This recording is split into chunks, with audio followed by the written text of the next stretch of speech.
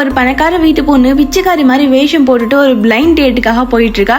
ஹீரோயினோட செக்ரட்டரியுமே பின்னாடி ஓடி வரான் கார்ல போங்கன்னு. பட் ஹீரோயின் அதெல்லாம் கேட்காம யாரை மீட் பண்ண போனாலும் அங்க போயிடுறான். இந்த பையன் ஹீரோயினை பார்த்துட்டு உன்னெல்லாம் நல்லா கல்யாணம் பண்ணிக்க முடியாது அப்படி சொல்லிட்டு அங்கிருந்து கிளம்பி போயிடுறான். இப்பதான் ஹீரோ ஒரு பொண்ணு கூட பேசிட்டு இருக்கிறத பாக்குறான். ஹீரோவுமே பிளைண்ட் டேட்டுக்காக தான் வந்திருப்பான். அவன் அந்த பொண்ணு கிட்ட எனக்கு சொத்தெல்லாம் என்ன கல்யாணம் பண்ணிக்கிறீங்களான்னு கேட்கிறப்ப அந்த பொண்ணு கோவிச்சிட்டு போயிடுது. இதை பார்த்த ஹீரோயின் ஹீரோ கிட்ட போய் கேட்கிறேன் என்ன கல்யாணம் பண்ணிக்கிறியா அப்படி சொல்லிட்டு இப்போ 2 பேரும் அக்செப்ட் பண்ணிட்டு மேரேஜ் சர்டிபிகேட்டும் வாங்கிக்கிறாங்க.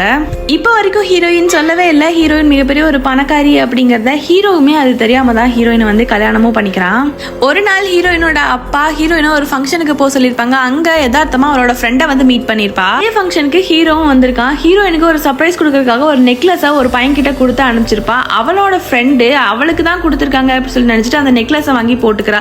இப்போ ஹீரோயின் அங்கிருந்து போறப்ப ஹீரோவை பாக்குறான். நீயும் இங்கதான் வேலை செய்யறியா அப்படி சொல்லி கேட்கிறப்பதான் ஹீரோ பதில் சொல்றான். நான் உனக்கு ஒரு நெக்லஸ் கொடுத்தனே அது நீ போடாம ஏன் அவ போட்டிருக்கா அப்படி சொல்லி கேட்கிறப்பதான் தெரியுது ஹீரோவுமே மிகப்பெரிய பணக்காரன் அப்படின்னு.